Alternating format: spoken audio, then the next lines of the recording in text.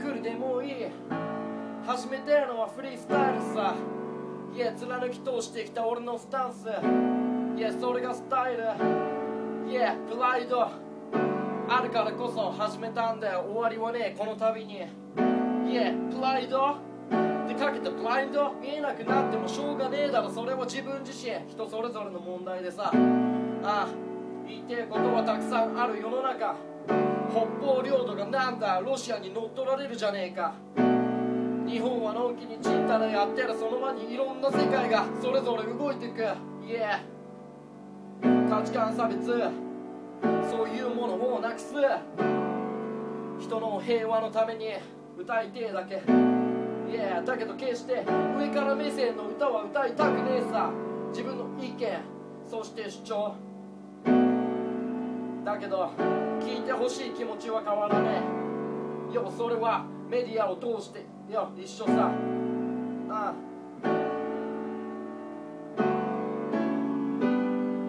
いやピアノ弾いてるとなんだか心が落ち着いてくるから俺は弾くのが大好きなんだ。いやそれはドラムいやギター全部一緒さ。俺がスワッグライフフィー誰にも真似はできねえようなスタイルでやっていくぜ。いやなんせまあファーク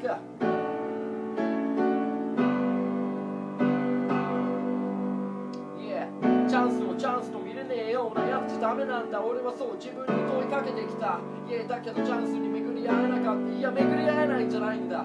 いや自分自身で気づけなかったんだ。それだけは間違いない言える。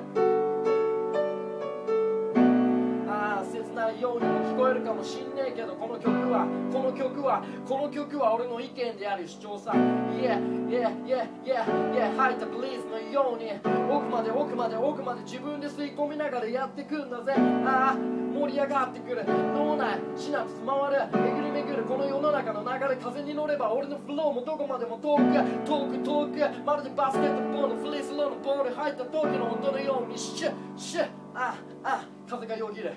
頭の中で風がよぎるならば何も見えなくなる。そして目の前にプライド何も見えなくなった時こそはプライド。俺は男だ決して装飾系男子なんかじゃねえ。そう自分に言いてえだけいや笑っちまうようなこともあるぜ。だけど俺はそこを沿うように行くだけ。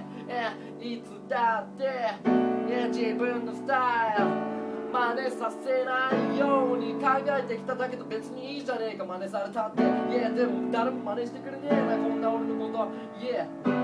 少しもリスペクトを打てないで育ったぜ。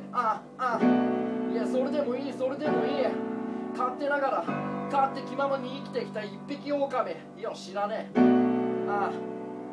だけど出会った多くの人たちマジで感謝リスペクトありがとうって言葉伝えたいよ。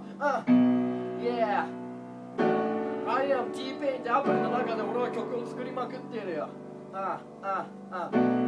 自分の好きな女の子の歌作ってはダメだったね